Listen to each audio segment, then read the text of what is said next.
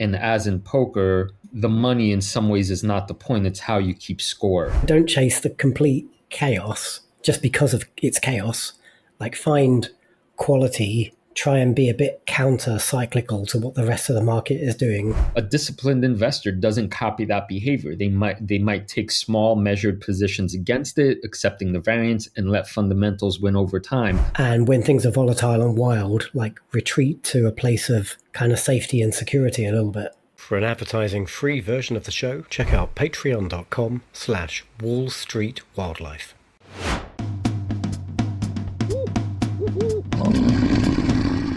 Welcome to the Deep Investing Jungle with your hosts, Luke the Badger Hallard and Krzysztof the Monkey Piekarski. This week, Krzysztof updates us on his 10x portfolio, which stocks are flying in the 10 months since he last made his predictions and which are a flop. How does poker relate to the stock market? How to beat the game when chaos and FOMO and YOLO dominate? We're going to explain the concepts of adaptation and variance. Plus, I go on stock safari with a private investment I just made into Whoop, the activity tracker company that's becoming a medical device manufacturer. Krzysztof's got something to tell us about the Netflix documentary Unknown Number and how it relates to investing. Plus, he's got a question for me. Should he sell his EOS and ASTS stocks? Whoa. But meanwhile, I'm holding firm to my core, and I'm going to give you guys an update on two of those this week, Intuitive Surgical and Axon. But first, we're going to break down Elon Musk's $1 trillion compensation package. Is this a disaster for Tesla shareholders? All right, Badger, this is good. This is good because I heard this news and then I did other things instead of looking into it. And that's why I hire you. That's why I pay you the big bucks. So $1 trillion? And yeah, Tesla is one of my potential 10x companies. So I need to know, is this good? Is this bad? Is this ugly? What's happening here?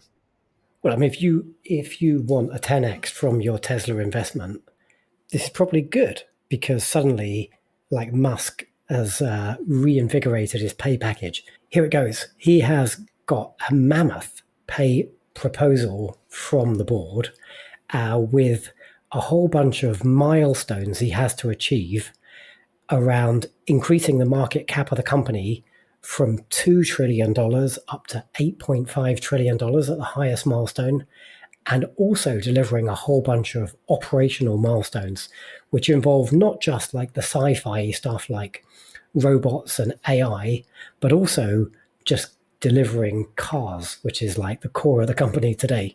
So this is good if you believe he can deliver on these goals, and this is going to deliver you your 10x for Tesla. And he only gets paid when shareholders get paid. Sorry. So just one note. At the moment, Tesla is at a $1.14 trillion company just for, so to get to $2 trillion is approximately 100%. Yeah, and that's his first milestone. He's got to deliver a $2 trillion market cap, and he's got to deliver 20 million vehicle deliveries to hit his first milestone and get paid like the first tranche of what's going to amount to like a significant $1 trillion pay award. I dug into some of the nuances of this though, because you could read it and you could go, okay, you know, this is either I kind of believe in this and we want Musk in the company, or this is just like nonsense and like how dare any human believe that they're worth like $1 trillion. And like, love it, like it or not. So this is a proposal from the board. It's going to come to the AGM, which is like the annual meeting, which is I think November, and it has to get voted on. And then the board are like recommending that shareholders vote in favor of this. Like Musk doesn't currently have a long-term performance award. You might remember that one that he did have that he achieved against like all expectations, and then it got canned by, was it the Delaware courts after I guess a bunch of activist investors got behind like one retail investor and said, okay, like file a case. And as a consequence of that, I don't think Musk got paid. And as a consequence of that, the company is re-domiciled to your home state of Texas, right? Yeah. I guess Musk has to believe that under the new Texas domicile, if he earns this, he's actually going to get paid it because he's on the line for essentially the next 10 years to be like lead this company to these incredibly challenging goals. Like there is no argument. This will be very, very hard to achieve all of these goals. And I think they're pretty good goals, actually. Like you can game the market cap, but Musk has to sustain a market cap at each of these levels for 6 months. And like I think there's like a quarterly review. At each quarterly review point, like the last 6 months, average market cap has to be above the milestone, and also the last 30 days average market cap has to be above the milestone. So you can kind of game market cap a little bit as a CEO, but not for an extended period of time. I would have preferred that it was like enterprise value because maybe there's some shenanigans they can pull with like debt or something. But I think these are reasonable milestones, and I'm a fan of them. He also has to stick around for a long time.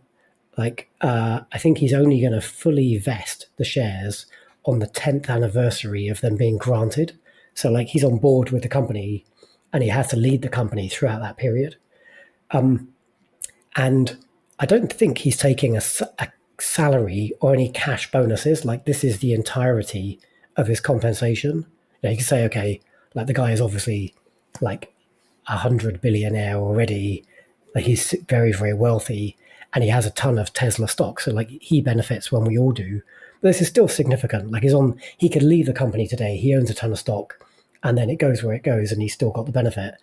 And so this is going to be like his main focus. And I think that's what I like most. And I had to dig into the appendix of this like nearly 400 page document to see the one thing I was looking for, which is, the board are holding Musk to well, they've received assurances, they document in the appendix, that his involvement with the political sphere will wind down in a timely manner. I think that's what probably all shareholders want. We don't want Musk like starting new political parties and like sticking his big foot into that world. And so I think this compensation award probably does the right thing in terms of getting him to like can it and focus on the company itself, which I can only be a good thing for shareholders. All right, Badge, a few things. First, with regarding the political thing, I mean, what's the phrasing and how can they sort of prove that to be the case? It seems kind of squishy to me. I like directionally where it's heading, but is this like a real thing? That is really interesting because there is a shareholder proposal for political neutrality, and the board are recommending that shareholders vote against that. So when you're a shareholder of a company, like you can put forward proposals that the annual meeting has to vote on. And I don't know the mechanics of it for Tesla, but if there's enough support, then something officially goes on the agenda and it gets voted on by shareholders. So a group of shareholders have proposed that the company and Musk be officially politically neutral. And the board are recommending against that, they say in this document, because it is, for the reasons you said, it's kind of unenforceable. It's almost impossible to judge. There's so much nuance. So it's kind of ungovernable. So I think the language in the appendix is probably more sensible. It's essentially, it literally says, ultimately, the committee believes it's critical to Tesla to secure Musk's commitment and to receive assurances that Musk's involvement with the political sphere will wind down in a timely manner, and then blah, blah, blah, some other stuff. So it is like soft and squishy, and it's more like a directional aspiration. And it's probably enough that if Musk were to really like go bananas, let's say he launched his third political party and really made that like a big focus of his mission, that would clearly be against the spirit of this commitment that he's presumably made to the board, because they say in the appendix they had like 12 meetings with Musk to work through this and agree like the finessing of this thing. So if he kind of ignores that bit, then they're probably within their rights to cancel other aspects of the award as well.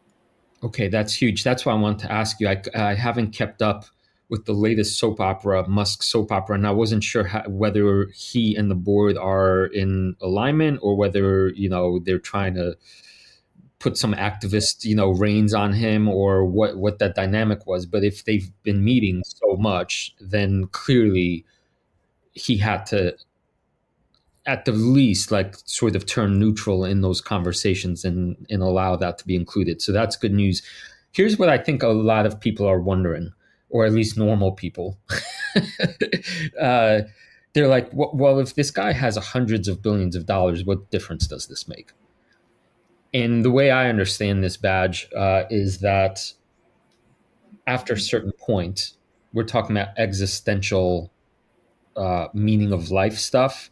And as in poker, the money in some ways is not the point. It's how you keep score, right? It could be peanuts, but it happens to be money. And in this case, sure, an extra $100 billion will not do anything for Musk because I mean, really, you can only buy so many whatevers, right? I was going to say like Corvettes, but in his case, maybe Cybertrucks or and he probably gets those for free anyway. So why does this make any difference for us? And I do think knowing the people who run your companies well, we know this guy operates on a different software system, and he's one of his main goals in life is colonization of Mars / outbeating Bezos, and every additional 100 billion is important to him for reasons that have nothing to do with like call it this typical bank account, right? And that's important to know because if you don't know that, then you might think like, yeah, whatever, but this really would motivate him. Yeah, and like he said clearly, and actually even says in that same appendix at the end of this big document, during negotiations, Musk reiterated that it was crucial that he both acquire at least a 25% voting interest in Tesla and assurances that it will get paid for like the past performance award. So it's less about money, or it's about money, obviously, but it's as much about control of like the direction of this organization.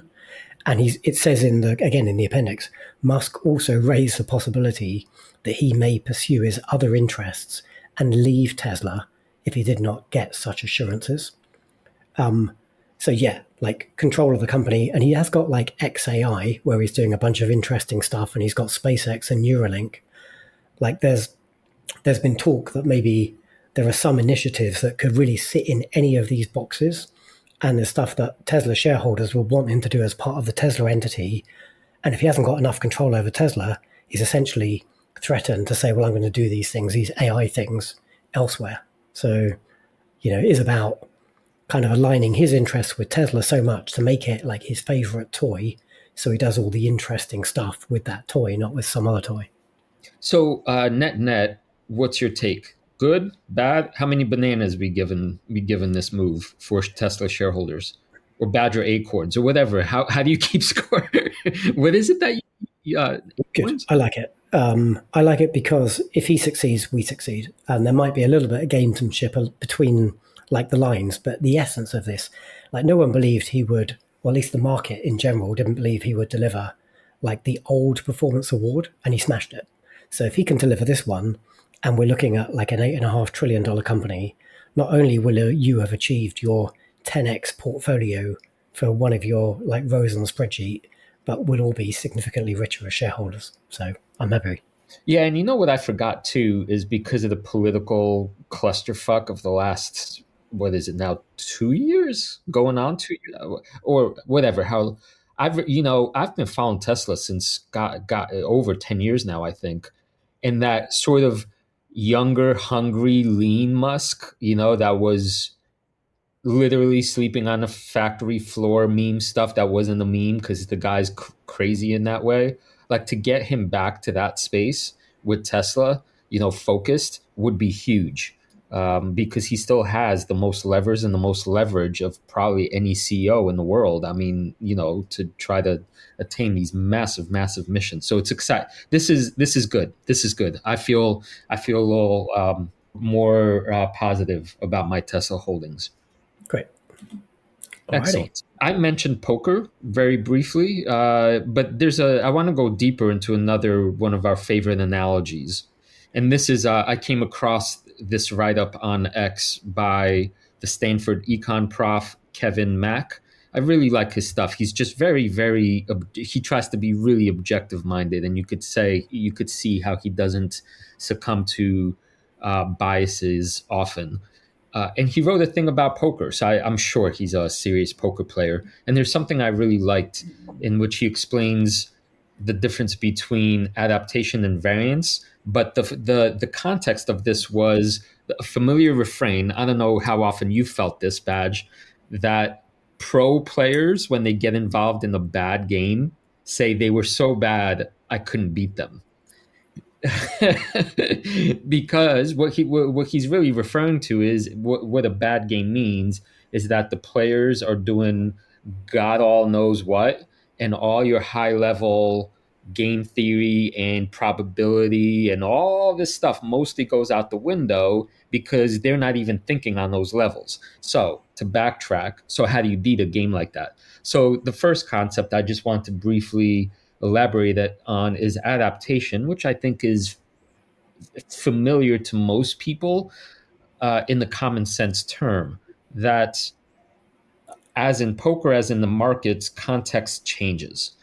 Easy example is in poker, if you're playing with really good players and everybody's playing what we call tight, they're playing the best hands, right? So they're throwing out a lot of junk. They're not approaching it in the gambling way. And so if everybody's playing tight, it's to be successful, you can't really play tight and expect much alpha because everyone has the same playbook. So in that moment, you kind of need to loosen up your starting criteria and do it in a way that's, kind of shifty, but you have to adapt is the point. Obverse is true. If everyone's playing whatever, you got to tighten up and so forth. Analogy to the market, I would say easy to understand is when the market is really lofty and everyone's talking about their next Ferrari and going, YOLO, FOMO, all of this and that, that's when I start looking more closely at the stocks that have a safety of margin, more of the beaten down stuff, more of the blue collar kind of stuff, or things outside of the high growth multiples, but I'm adapting. Likewise, when rates go down and so on and so forth, I take more risk. But you can't, it's a simple idea. It's wise to change when the circumstances change. So easy to understand, right? Yeah. I think the more interesting thing and more useful lesson in this particular moment we find ourselves on September 8th, 25, is going back to this quote. When things start getting more chaotic, meaning when variance goes up, there's, call it, more bad players at the table. You're seeing all kinds of stocks going, rocket ship emojis. The mistake is variance chasing, or in poker, it would be adapting to the level of the variance, meaning increasing your variance. So if everyone's playing like shit, all of a sudden you're like, I can't beat this because it's so chaotic. And you start playing like shit because you basically kick out all your fundamentals out the window. The play here, rather, is to remember that in the short term, the variance is going to do what it does. You're going to have bad cards winning. But if you stick to the fundamentals and you then play correctly and you really dig deep into the patience bin, then you can survive that variance, and then your good cards that you're holding will, in the medium to longer term, beat that bad game. And in market, it's basically, I think the lesson here is be very careful chasing the stuff that merely has the huge variance. If you have the long-term, investor mental frame on. So I'll pause there. How's that land for you? Sounds like I'm listening to myself talking. Yeah. That's exactly right. Yeah. Don't chase the complete chaos just because of its chaos. like find quality, try and be a bit counter cyclical to what the rest of the market is doing. And when things are volatile and wild, like retreat to a place of kind of safety and security a little bit. Right. So a disciplined investor doesn't copy that behavior. They might take small measured positions against it, accepting the variance and let fundamentals win over time. And as a side note, I don't know, it doesn't feel like I'm arguing against myself, but when I took that little flyer position in open door technologies, it's kind of nuts. Actually, today, it's like up 76% in 2 weeks, right? So that's what we're talking about. But a couple of things. I knew I'm not fooling myself on this in any way. I'm not like abandoning my fundamentals. So I knew the game that I'm now playing. And I also liked the other things I talked about in the previous episode. So listen to episode 96 when I kind of lay out the bull case that's beyond mere FOMO and YOLO and stuff. And I sized it appropriately. I'm not just ruining my whole game. And so I think I don't know. This is the art of investing, right? I think there's ways to, if you're very deliberate and aware of what you're doing, to sort of try to balance these two as long as you don't fall into obvious errors. So hope that's Yeah. useful. No, it's good. Yeah, it's good stuff. It's good stuff. And I'm going to hold you to that a little bit when we start going through your 10x portfolio, because maybe, you're betraying those beautiful ideals you just described. All right, Badger. Is that what we want to do next? Badger me over my 10x. Yeah. Yes, we love a good badgering. Yeah. Should we give a That's bit of context before we get into this topic? So I think it was way back in end of November 2024. So about 10 months ago. And you sort of threw together this like random assortment of chaos stocks and said, these are my 10x stocks. These are all going to 10x. And I think at the time, we had a laugh about Coherus Biosciences. If you go, it's like episode, I don't know, whatever, like 20 or 30 or something. It's a long time ago. And you were like, I'm 75% sure that Coherus is going to 10x. And then I got my badger claws into that. So anyway, you had like a bunch. Some have done really well. Some are languishing. But this is the nature of, and if I put the claws aside, this is the nature of like investing in some of the crazy stuff. And so, yeah, maybe your opinion's changed. So today, you're going to walk us through, give us like a sense of where your 10x thinking is today. And you're also going to show us the performance of your results over the last 10 months. And one correction, Badge, this was not just a random conglomerate of companies that I slapped together. This was pretty much a mirror of exactly what I was holding in my portfolio at the time I made it.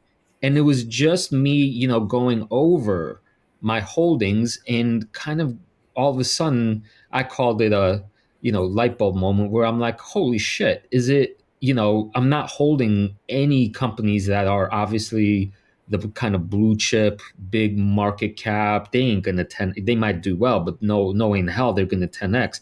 I was holding, turns out, every company I thought has some shot at really becoming much, much more valuable. So what I tried to do, and this is, a crystal ball, a little bit of hocus pocus, I tried to assign some probability. How likely do I think it could do 10x, and how long it would take? Yeah. And so here's my update. So it's sort of going one by one. Coherus Biosciences was $1.11. It's now up 19% since the call. The reason, and my odds were 50%. I would still keep that around there. And that's because the market cap is tiny. So it only needs to get to $1 billion. It has an FDA approved drug ramping, bringing in money to fund future studies. And it has two really good shots on goal that right now in the oncology business have the interest of big pharmaceuticals saying, oh, wow, this could really help with cancer curing. I'm not going to go into the technicals. So Hugely underrated, I think, undervalued still. All it would take is a biofarm to buy it out on some good data in by 26. So I'm calling 50-50 because right now the probability is in its favor, what we know in terms of the data. But, in biotech, you never know. So hugely undervalued, still confident. And it's one of the smallest market cap companies in your list of 10x stocks. And when something's a tiny company, The smallest. yeah, okay, yeah, it's more like when something's small, it's much more likely to multi-bagger. It's also much more likely to go to zero. It's like the nature of being a smaller company. I'm just going to hold you to account on one thing though, because I think you did like an interim update. So if we're just comparing back to like the announcement of the 10x portfolio, you had that as 75% and it's a 10x possibility. You've now reduced that to 50% and it's a 10x maybe. So that's just kind of contextualizing, because I did dig into that one. Maybe That's great. Badger Scarf landed. Yeah. Yeah, and I think that's fair when I say maybe, because everything for Cohere's depends on the data we get by the first half of 26, and I can't control that. So in biotech, it'd be foolish to say it's, I think maybe 50-50 is the most honest way I could look at it. But I feel good. I'm not going to be surprised if it 10x's. Okay. So just to help me out, because I've got like in my entertainment options portfolio, I've got like 2 different calls on Coherus. So I shouldn't be selling those. You're telling me I should sit on them. No, I have bad news for you, Badge. Well, no. Actually, do not sell, because right now they're not worth that much.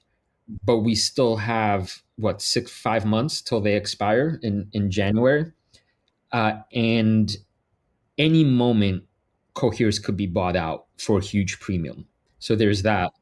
But the next thing I'm looking for is calls that are dated past the first half of 26. Those are ones that have the shot at 10x. Yours are in danger of expiring before the data comes out. Next up on the list is EOS, ticker EOSE. I have it at 70% of 10x. Currently, it's up 160%. So it's 1.5 of the way there. This is the one I have the most confidence in. It has every tailwind in the world.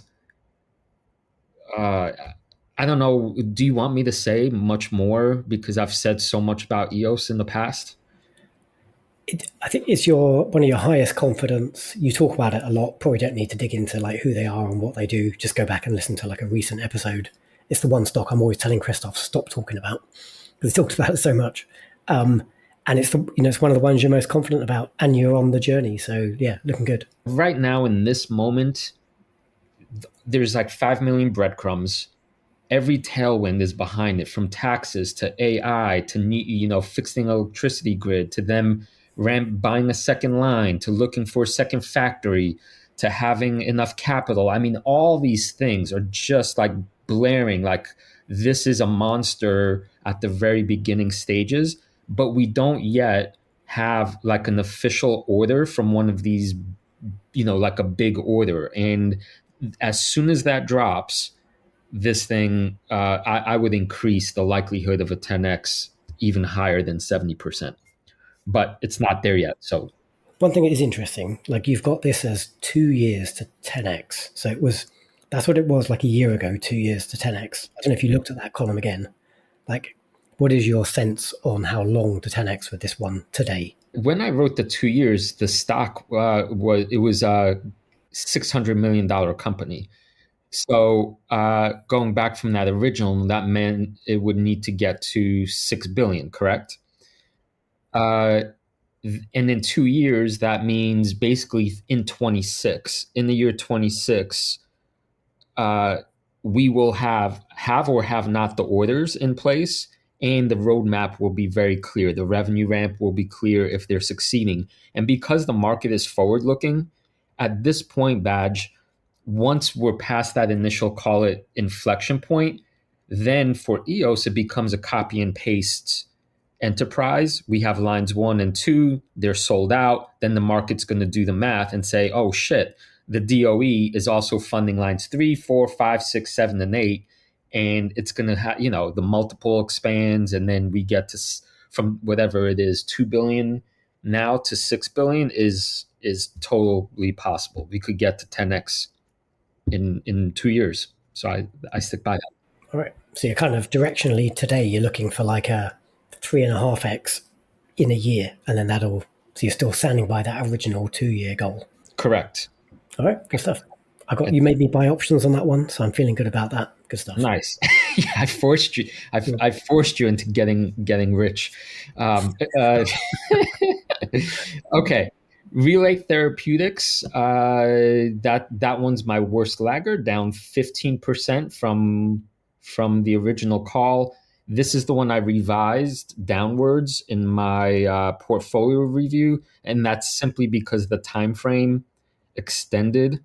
At least in the short term, there's not going to be much doing. The 4-year minimum is, I think I stand by it because it's going to be in 28. I believe that we're going to get the clear data that this thing is going to be the next blockbuster drug in cancer, especially breast cancer. And at that point, to go from 600 million today to 6 billion is totally doable, but the data is not going to be in for some years. So my confidence remains very high based on the strength of the data, just going to take longer. So right now, the price action really is immaterial. It's just, algos and hedge funds trading shares for their own internal purposes. Next up is iron. This is now my second best performer in terms of this portfolio, up 142%. So also 1.5 of the way there, from $10 to 26 today. I don't know if you saw this badge. They just were what's it called?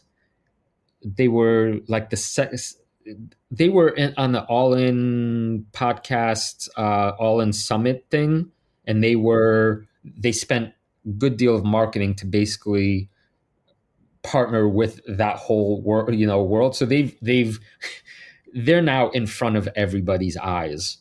And we talked about iron last time, so I won't go into all of that. I have never been more confident in iron than I am today. I actually think the 10x might come before the 3 years.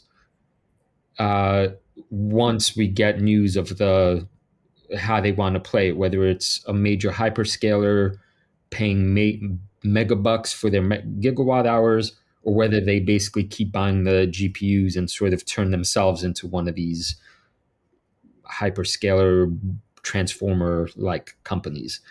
So high confidence. I would increase the odds of 10x now to, 60% from 30. Double the conviction of where we were.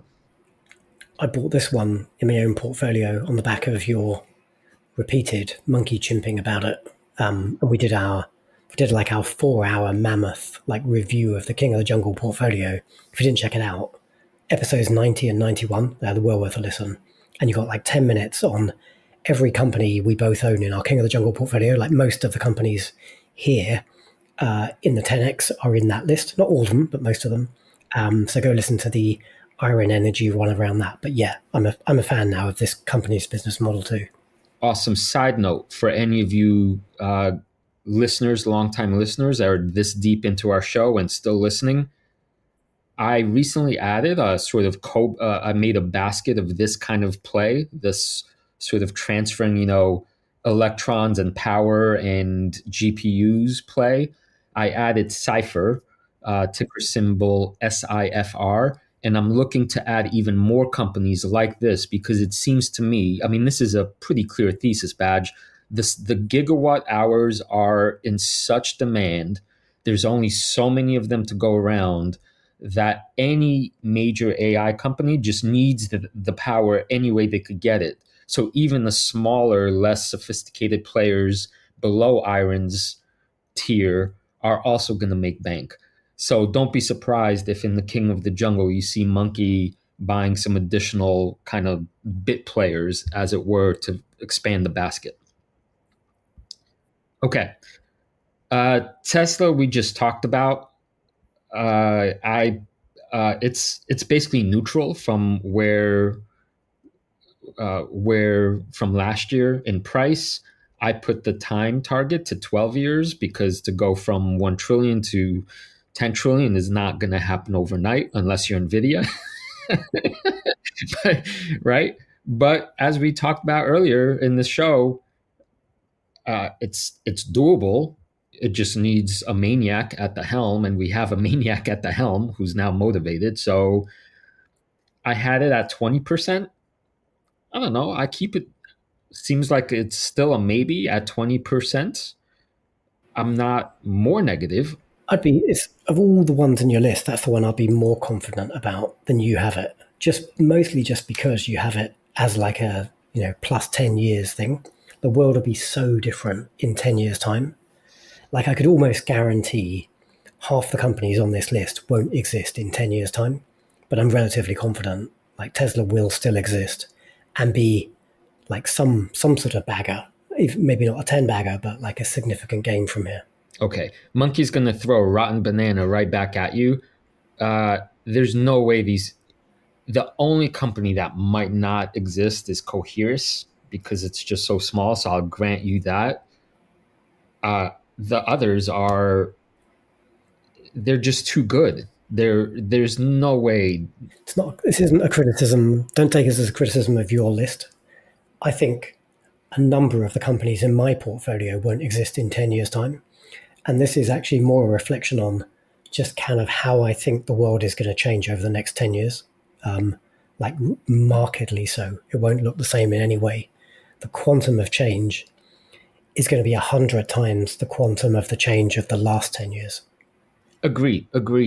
I think you're wise to say that about your own portfolio. And this is also not a rotten banana in this case, but you have a strong contingency of, call it AI software-ish type companies. And that I could totally see that changing radically.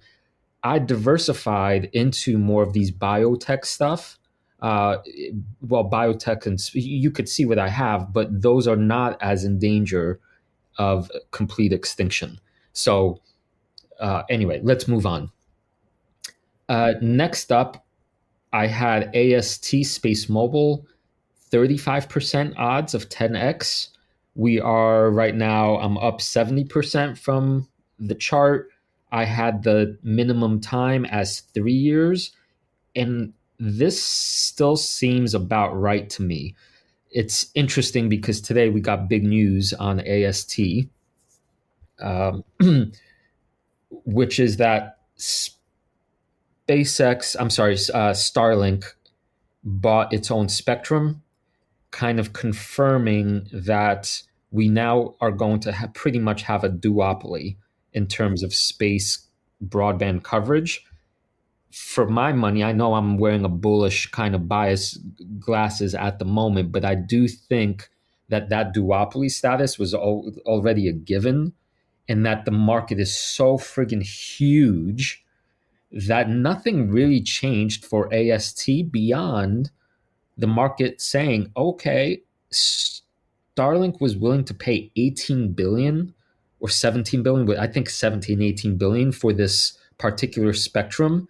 And that's exactly what AST had done with the previous purchases, and the AT&T bought spectrum for whatever billions, and the AST and these conglomerate telecoms are working together. So if AST's market cap right now is something like 15 billion, then it's sort of like proof that the market is valuing AST as though undervaluing, because if the spectrum alone is worth 18 billion and AST has a bunch more and it has all the tech, then to your main point, Badge, as it's execution risk, which we've known all along. And I'm confident that these companies working together with AST are going to get the job done. I'm putting this at 3 years. because their launch cadence is scheduled to increase rapidly over the next 6 months. And once the proof is in the sky, then it's the market doing the math, and this thing could re-rate incredibly quickly as long as shit doesn't blow up. I'm a fan of the company, and I bought stock twice, and it's now like a 2% position in my portfolio, so it's actually relatively substantial for me. I'm also a fan of SpaceX and Starlink, and I'm also a private shareholder of SpaceX. You told me about the news today, and I haven't, literally just before the pod, and I haven't had a chance to read much about it. But I do think this points at like a mud pie I was throwing at ASTS before I became a shareholder. And it's like it's a material risk for the company. And just to refresh ourselves on what that risk is, like none of us know today, unless you're working for SpaceX, you don't really know the capability of the Gen 3 Starlink satellites, which are bigger, much more capable, higher power, like different technology to Gen 2. And it's been a bit of a pipe dream up until now, because these things are big enough that they can't launch them on the Falcon 9, like the existing reliable workhorse rocket that's going up like every week. They need Starship. And so I think probably the reason that SpaceX have only literally just announced that they're going to buy like this massive chunk of spectrum from EchoStar, I guess they must have owned it previously, is because they just last week finally did a successful Starship launch. They deployed like some dummy satellites just to prove that they had the capability, and then they did like a controlled splashdown into the ocean. So like full success. And they might have some other failures, but now they're on the path to having like the workhorse being not Falcon 9, the workhorse being Starship with much bigger payload capacity. And so at some point soon, they're going to start deploying the Gen 3 satellites. And so the whole bull case, now I think it's probably a 3-horse race, because Amazon's Kuiper, they're yet to sort of show their hand as well. And there's room for lots of constellations. The big advantage ASTS has is like the business model advantage in my mind. And this is your thesis, but I kind of stole that bit when I became a shareholder, because they don't have to own spectrum. They sidestep that whole thing by partnering with very big, like national level mobile operators all around the world, like Vodafone and AT&T and all the rest. And they have a deal where they use their spectrum. So they kind of bypass the need to buy spectrum. And they've pulled a brilliant business move there, because SpaceX have had to go out and buy at like multi-billion dollars a chunk of spectrum. I don't know about EchoStar. I don't know if that's like just North America or the whole world, but they might have to do more deals like this to have like enough spectrum to deploy a competitive service. But they got like bottomless pockets pretty much, because shareholders are just throwing money at them. So like their ability to like fund this sort of stuff is without question. And if their Gen 3 satellites are, as a constellation, if they're able to provide a superior service to ASTS, like it's an uphill battle for ASTS, because they don't have launch as well as everything else, whereas SpaceX can just launch this stuff almost for free with their spare operational capacity. So I like both companies. I like being a shareholder of both companies. Frankly, I have more of my own money in ASTS than I do in SpaceX. But like ASTS have got a massive uphill battle, and that's why it's a 2%, not a 20% position in my portfolio. I think you've made a couple of errors there. I think the technological advantage that AST has over Starlink that is known is much larger than you think. That this version 3, whatever it is, still cannot surpass ASTS's pure first principled broadband video capabilities. It's going to be better than what they have, but nowhere near, because of ASTS's patents. And I think this is a known. and this I did. I can't explain it in terms of, because I'm not an engineer, so I'm not yet at the level of being able to tell you exactly why. But I've spent enough hours on this thing to be quite convinced that that piece is inaccurate on your end. That they still will need dishes. It just won't be as good. Well, So they definitely won't need dishes. Like they are definitely deploying a direct to cell service. it still won't matter because they're smaller. And in a duopoly, I just think whatever they do is just not going to be better than the AST. So they're not going to surpass them based on just sizing and the physics of the stuff. But assume so. I mean, let's go back to this. My caveat was as a constellation, because there will be like 100 times more Starlink Gen 3 than there will be ASTS, and as a group of like 6,000 satellites, big satellites, compared to ASTS's like 70 massive satellites. I'm saying that that's like a difficult battle for ASTS to fight. That's all.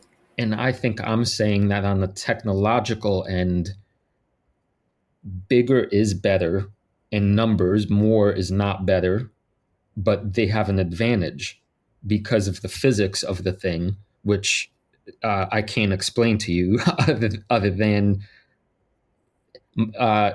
let's go back to this because of the deep dive we're going to do on them. But I'm convinced that what you're saying here is inaccurate on the technological front. So we could revisit this at a later time. But my thesis is, due to this, I'm not worried. My position is I'm not worried about Starlink outcompeting AST. The existential risk is, though, as you say, it's the launch. But even then, they're going to partner with Blue Origin and Rocket Lab and SpaceX itself.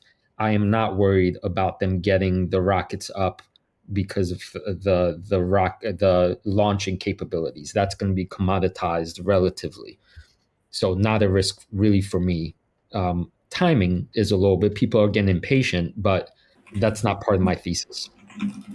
Buster. So where was that? I had it. By the way, sorry, literally as we're talking, my buddy Albert WhatsApps me and says, "Have you seen the SpaceX EchoStar news?" So like this is hot off the press news right at this second. Yeah. Oh, actually, that reminds me. When the news hit this morning, I noticed that T-Mobile dropped 6%, somewhere around 6%. Why would that be?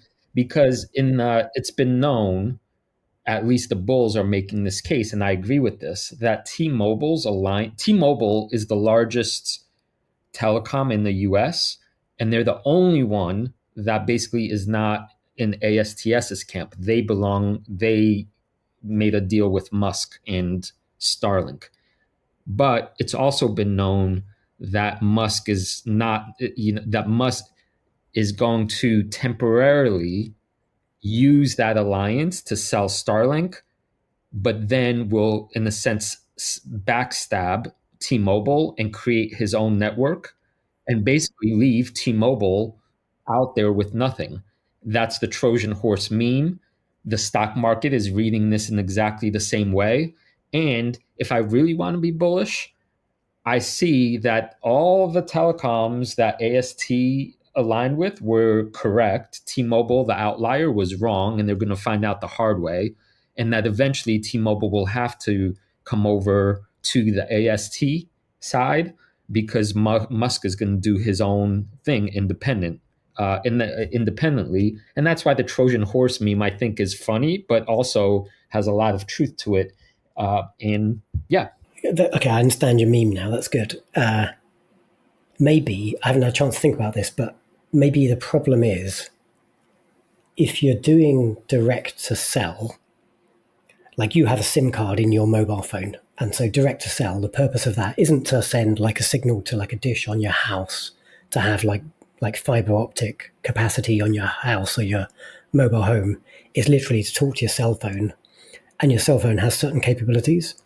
So like it's going to be quite complex for Musk to essentially launch what would amount to his own mobile phone provider to then issue like an eSIM. I don't know how the technology works.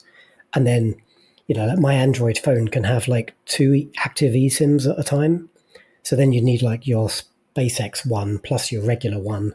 And if you go on vacation, you'd need anyway. So I think the beauty of them partnering with T-Mobile, even though it doesn't work like that's not like a global proposition, but the beauty there was like if you're a T-Mobile customer, you then just get direct to sell like at sea or wherever you are in the world or whatever. And it's part of your like existing package. It's going to be harder. I haven't thought about this at all, but it's going to be harder for SpaceX to launch like a consumer facing thing that consumers would want, because I think there'll be like a compromise on the device just in terms of the number of SIM cards you can have. Anyway, don't know. But you could be right. Let's see how this plays out. But right now, in this moment, I'm reading the market's reaction. And, when we're dealing with hundreds of billions of dollars and it's down on news that Starlink acquires its own thing, and it's been a known, I don't know. I'm not expert enough on telecom interior stuff yet. I'm working on it, but net, this looks bad for T-Mobile and good for AST. And to finish out the segment, my 35% AST chance at 10xing, it's 70% of the way there within 3 years. I'm maintaining that as the proper odds and confidence, and nothing's changing. I'm good. I feel like we're doing a live stream because Albert says, I hope the conclusion is not that ASTS is fucked. So I think our conclusion is it's not fucked. But no. Complexity. Yeah, there's complexity to come. Yeah. Oh, yeah. I never thought that for a second. Yeah, I'm just answering Albert's question live. We should definitely do a live stream, maybe for Patreons at some point soon. Got episode 100 coming up. Anyway, we'll chat about that. Yeah. We could throw a jungle party. Yeah, we could. Yeah, I could put on my monkey outfit because the duopoly was already known. That's why. I mean, there's just nothing really new here, other than T-Mobile's getting more fucked. Okay, TransMedics is sort of.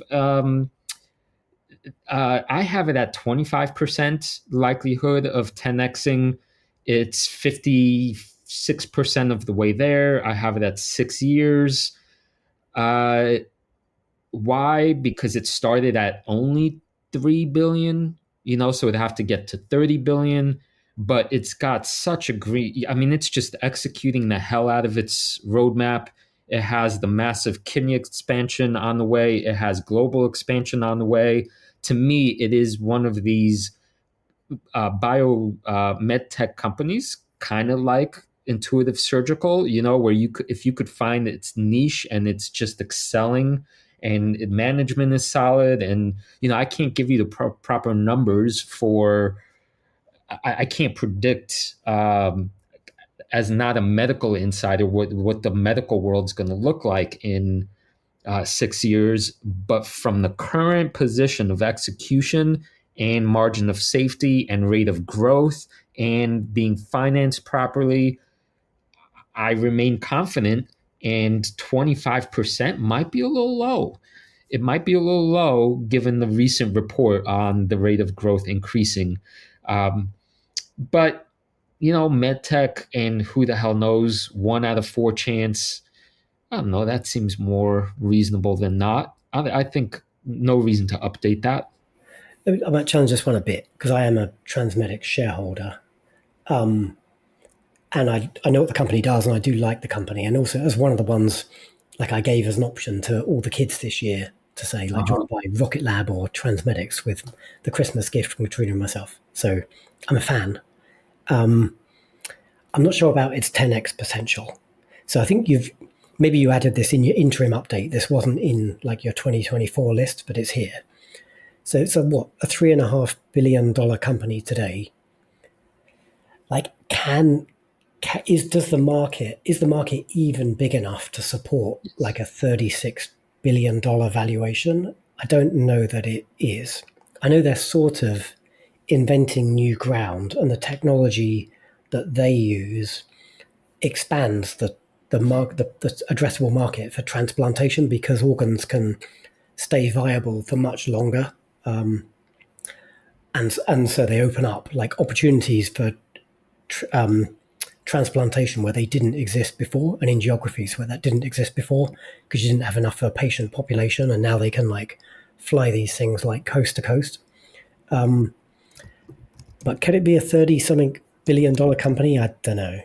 This is the question to ask, but I'm pretty sure that when you take a global demand for organs, which they haven't really touched, and you add, so it's not just the organs, but it involves all the services around the organs and making life easier for all the surgeons. That's why, they're also in the airline company now, and they're more a services company than just an organ company.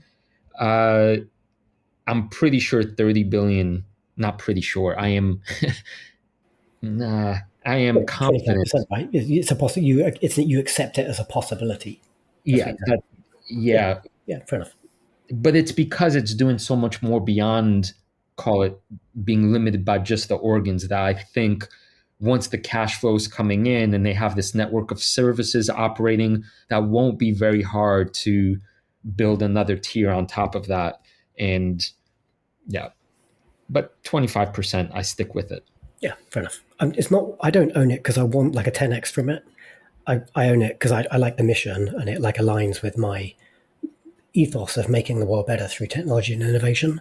But I do think it's got, I think it's lower risk for like a small company, and I do think it's got like good growth potential. But I'm not looking for it to 10x. It's not in that category for me.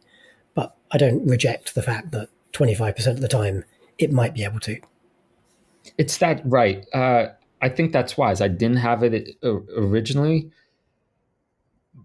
But when you're executing so quickly and you're growing revenue so quickly, and it's now a matter of time, just time passing, it's surprising that a company that's around 4 billion can, 4 billion is past the death chasm, and it's not overnight, but I'm putting it at 6 years, 5 years.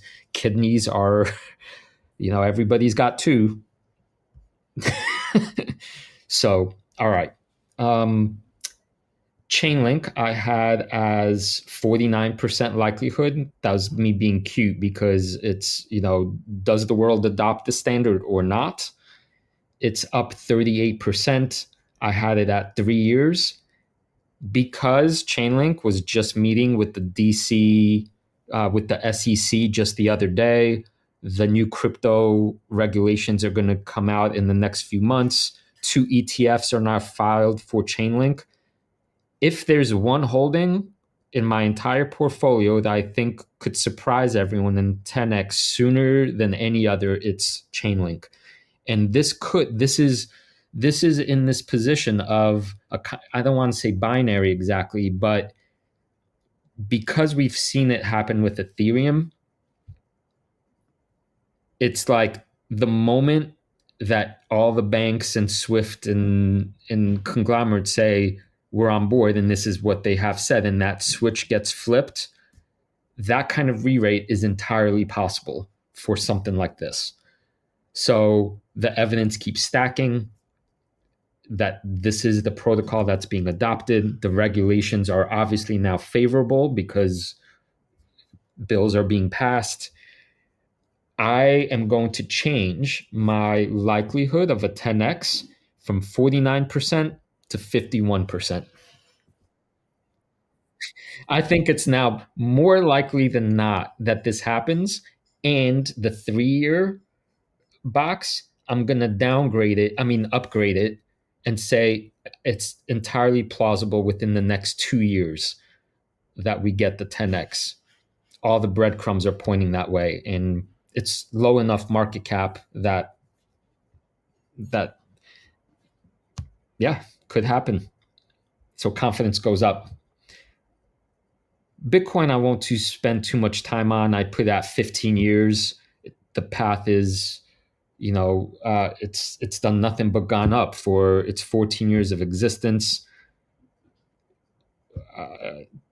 Nothing changes for me in that thesis. It just needs time to get to, what would it be? 20 trillion. It would overtake gold. Basically, it would overtake gold as the world's most valuable asset class.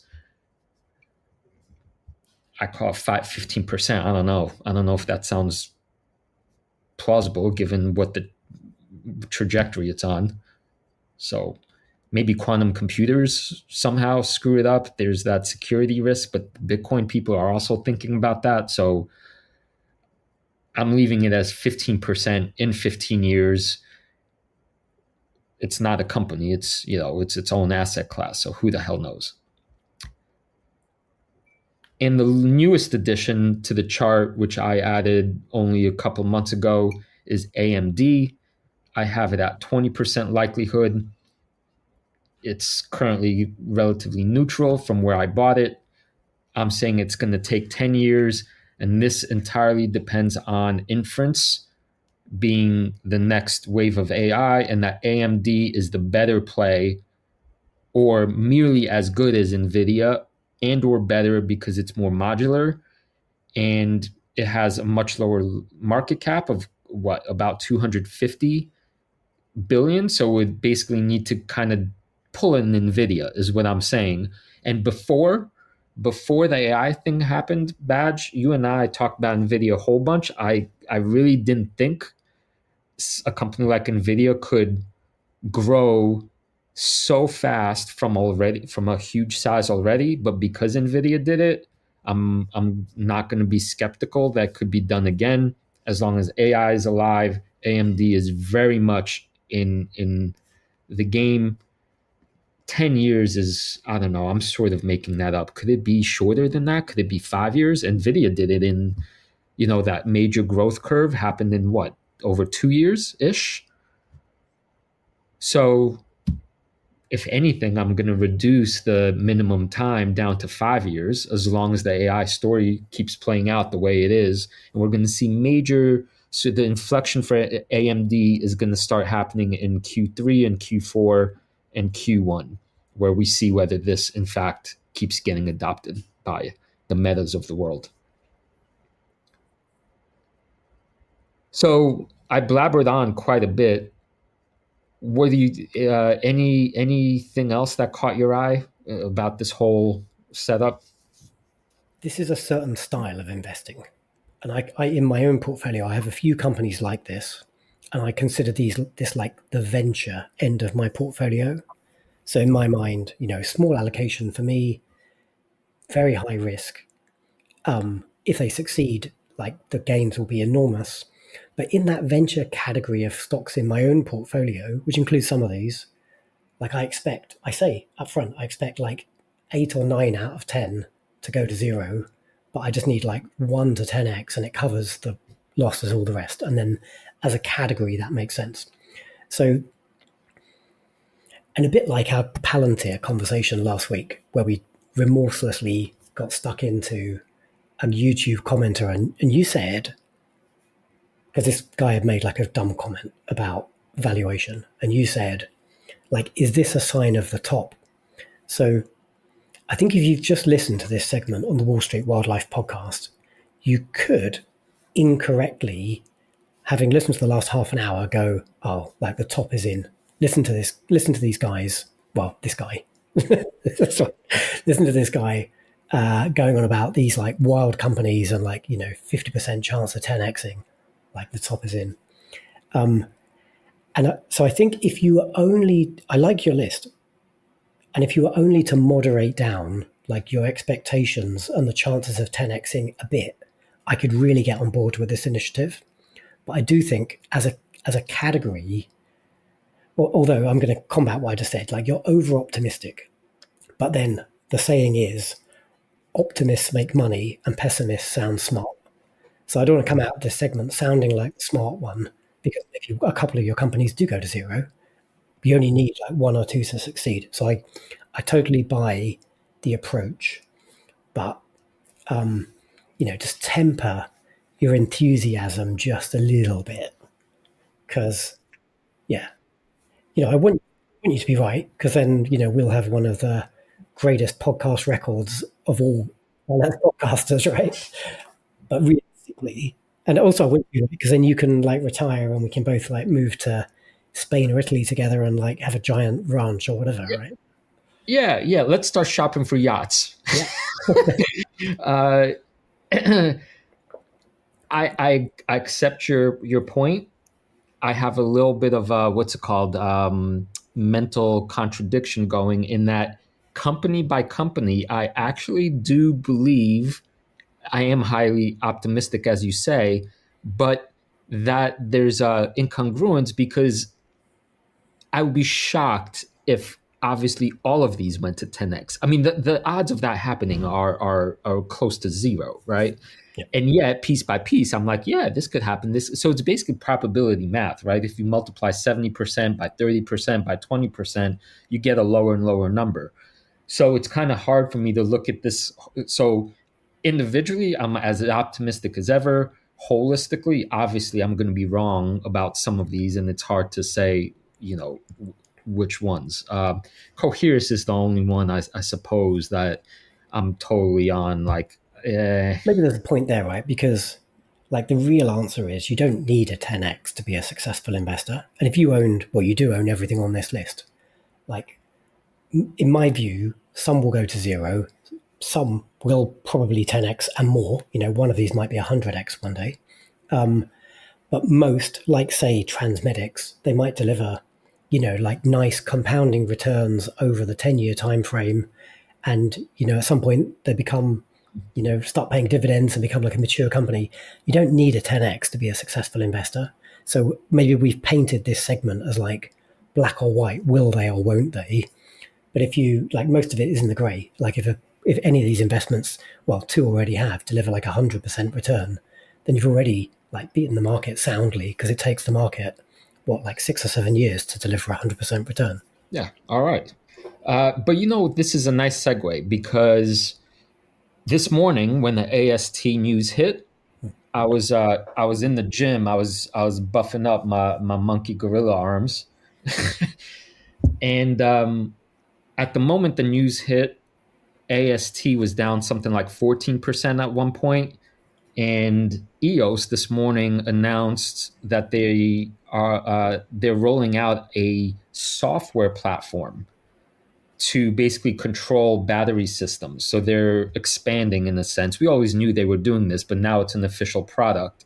So they're going to collect more and more money for, call it, services via software, which is cool. And the stock popped a little bit. Now it's down 3%. That's irrelevant. But I was deeply considering pre-market selling some EOS shares and actually allocating, not selling AST, but allocating those shares to AST. Now, what prevented me from doing that? One, I knew we were recording, and I thought it would be good to actually talk this out. Two, God damn it, I swore at some previous podcast that I would not sell a single share of EOS for the whole year. I think it was our New Year's resolution podcast. And I'm a monkey of my word. So I didn't want to have mud on my face. But, and this is not negligible, in my monkey king of the jungle portfolio at this moment, EOS is at 36%. So it's because I also have an option call. So I'm controlling 450 shares. So it's 36%. That's a ginormous position. And AST, because of the drop, is down to merely 16%. So there's more than a 2-to-1 of EOS to AST. Based on what we said today, I remain as confident in AST as I ever have. I remain as confident in EOS as I have, but in wanting to kind of trim along the edges, as I like to say, just nip and tuck here and there, I thought it would not be an unreasonable thing to trim EOS a little bit, couple of percentage points and make EOS and AST a little bit closer. You're looking for my so look, I'm never going to discourage you from exercising good portfolio management discipline, and having that level of exposure is nuts. So, and whenever we have a resolution, like I resolved never to ever sell a share of Intuitive Surgical, and actually I just added some the other day. I'll tell you about that in a second. But it's an aspiration, right? And the world changes, and companies change, and the risks change. So you can set an aspiration, but you should still revisit that from time to time.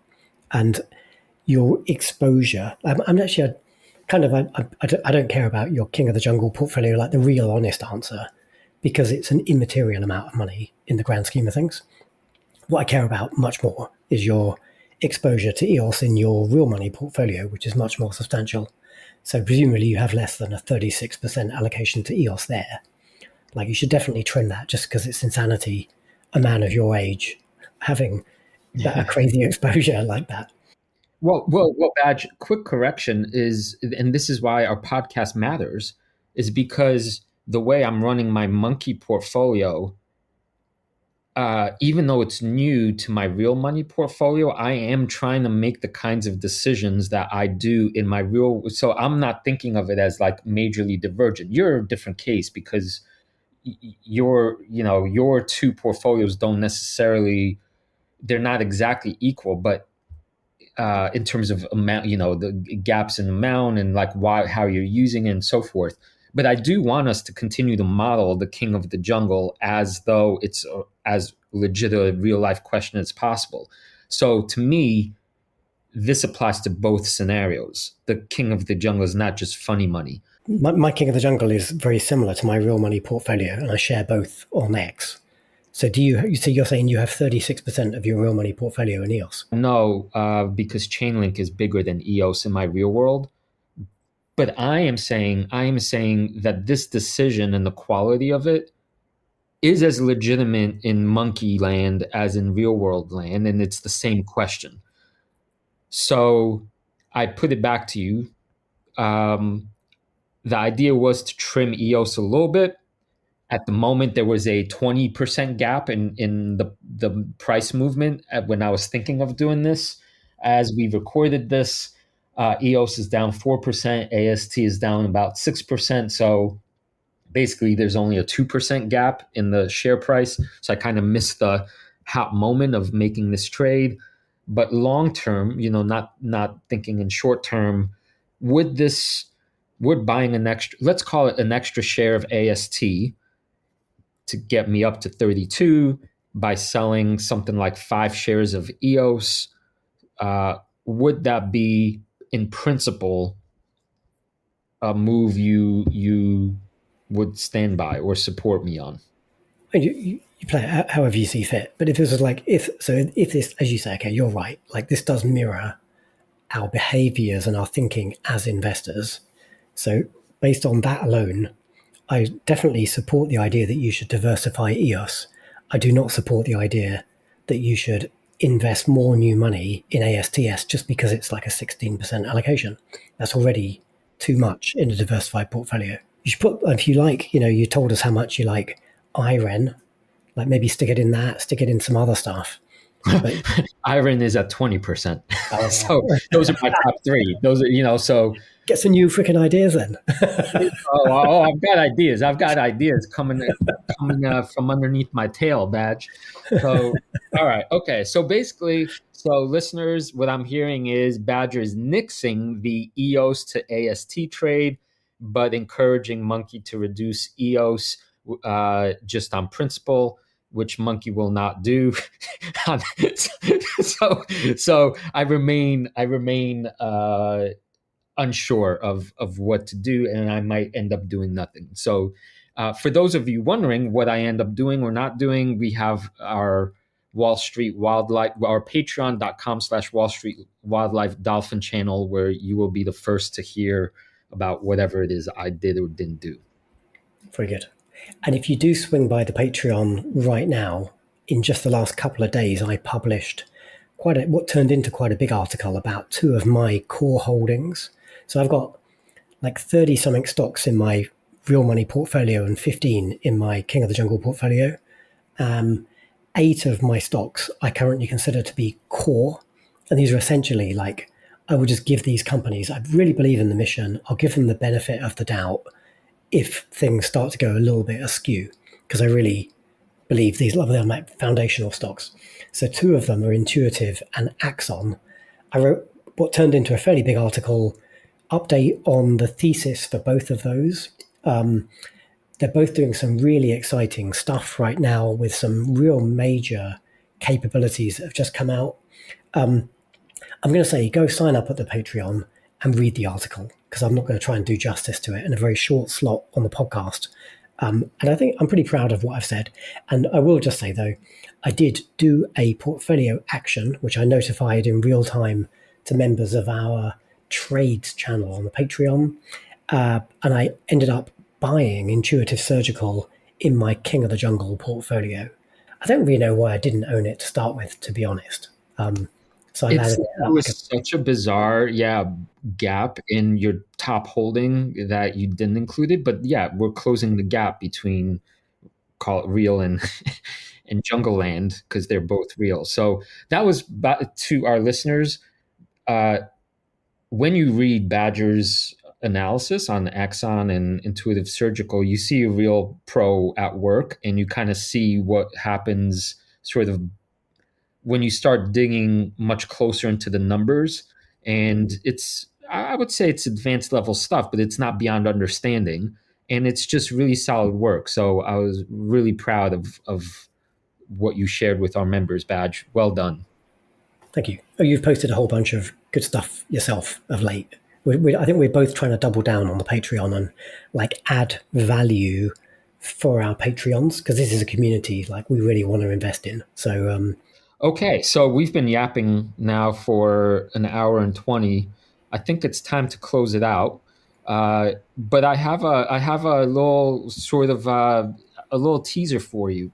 There's a new streaming show on Netflix. I think is gaining the, what's it called, the water cooler gossip. Like everyone's talking about this thing. That's how I heard about it. And it's what's this thing called? Unknown Number. And the premise is that this. So upfront, before you say anything, no spoilers. I've not seen it. It's on my watch list of things to watch. Do not spoil the show. Okay. Correct. And this is a kind of whodunit. So if you're at all worried about me spoiling it, just stop listening now, because God knows what I'll say. Well, I'm signing out. I'm signing out. You can wrap this up on your own. you have to take the risk, buddy. So you're stuck with me. It is a kind of whodunit. And it's a show that is, the premise is that a young high school girl and her boyfriend start getting these nasty text messages, and it kind of, they sort of ruin lives, and it's a real, and the documentary shows the real text messages as you watch it. And the whole time, you're trying to figure out, who's doing this. I really don't think it's spoiling anything when you realize that human beings can sort of delude themselves into thinking the craziest of things so that it sort of becomes their reality. And when you watch this thing, the sort of the mind-boggling thing is like, oh my God, like this is real, but how, like how could a human being, act this way or do this kind of thing? And the connection I made to the market, I don't know if this is stretching it, but it feels to me, after you've bought a company and you've invested a lot of money into it, you start potentially deluding yourself this is straight confirmation bias fallacy land, that things are one way and only one way. And this reality distortion thing happens.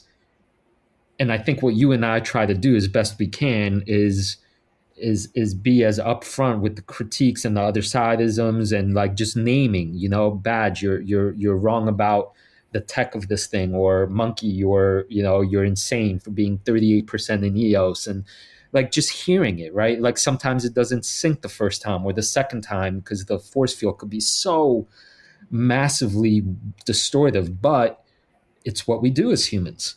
So, know this about ourselves and hopefully, course correct at least a little bit. So I'm curious, I hope you watch it. Okay, I shall. Yeah, I don't disagree with what you said about like our ability to kind of confound ourselves. It's kind of what I just said about your 10x portfolio, right? You're, in my perspective, your over optimism, but we can do this to ourselves in lots of ways. And it's like, I suppose the good reality check you can always do is like get an investing buddy. And if you haven't got one, like come and join our Patreon, because you've got a whole like 100+ buddies there, and seek out contrary opinions. Like I do like to have a constructive debate with people that I know personally, and also people on X. I've given up trying to do that on LinkedIn because it's all just obsequious bullshit. But on X, like I get challenged, and I may have ripped into like the Palantir guy last week because that was objectively a dumb argument. But I'll learn by debating with people. And the truth, nothing's ever black and white in the world, right? The truth is often somewhere between what you believe and what the other person believes, and there's like everything is just grey.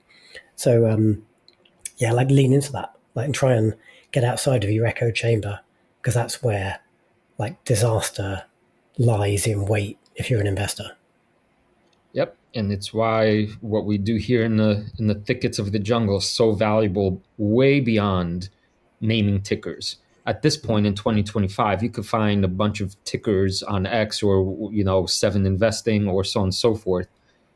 But I think it is this human touch, dare I say, or like that will help you avoid potentially some bad decisions or encourage you to make some really good ones, because you have like accountability partners in a sense. It's like, it's very true. I do have a badger yapping at me, about the critiques that you raise and whether or not I, open myself to them or try to come up with a reason where logical, legitimate reason why I hear you, but I think that's whatever. I'm doing the work and you're making me do that work. So it's great. Same in both ways. Very good. Well, I didn't get a chance to chat about my Whoop today because we just ran over. But we'll push this out to episode 98 next week. And I think what I'll do, instead of just talking about Whoop, let's make it a bigger topic. I'll just talk about venture investing and private investing as a bigger thing, because I own like 8 different private companies now. I'm hoping to expand like that part of my portfolio. So why don't we just shoot the breeze on that a little bit? Okay, very cool. You want to tell us a little bit about our partners at fiscal.ai? Yeah, we didn't get a chance to show a fiscal.ai dashboard today because it didn't come up in the discussion, but you can bet your bottom dollar I've used this thing every day since the last time we recorded a week ago, particularly in writing my Axon and IS intuitive updates. Just incredible good quality data. Let me just reflect on like why I love this platform over Y charts and all the others that I've used, like Koifin. It's because they have really good quality segment data. So like I wanted to go and understand like the deep, dark nitty gritty of intuitive surgical and how many machines they've deployed. And that's not like part of your standard like 3 financial statements. That's just like other tables and words in the quarterly report. Well, fiscal.ai, they pull that data out for you and they track a whole bunch of interesting data points that let you monitor the thesis. And you can build now some quite fancy like custom reporting where you can actually, I put together quite a cool custom report while I was in the States. There's that restaurant chain I mentioned ages ago, Carver, that I was kind of negative on. And I plotted a nice graphic in fiscal.ai. I haven't published it as my own entertainment.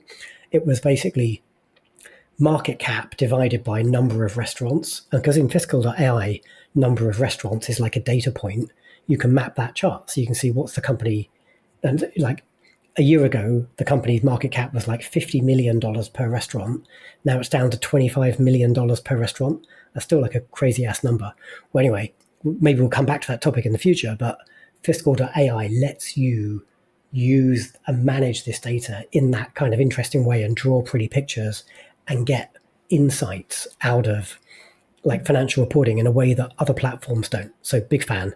If you do sign up, like go use the free platform if you're just not using anything. It's really good. But if you want to sign up for a paid subscription, you'll be doing us a big favor if you go to fiscal.ai/wildlife, and then you'll get a nice discount and we'll get a bit of benefit too. Awesome. And if you found value in hearing us talk about stocks and investing principles and you're not yet a Patreon, get off your asses, you baboons, and join us over there because we got a good thing going. It's really good people, just a good place to be. So, whether it's the $3 sloth tip jar that, throws us some coin as a show of appreciation for what we do, or the $10 dolphin trading channel, or if you want to be nuts and get yourself one of these fancy mugs, Team Monkey, Team Badger mugs, then there's some other tiers, but we do hope you join us. Great stuff. Are you ready to become a beast of an investor? Oh, I was born ready, Badger. Your journey starts right here. Rawr.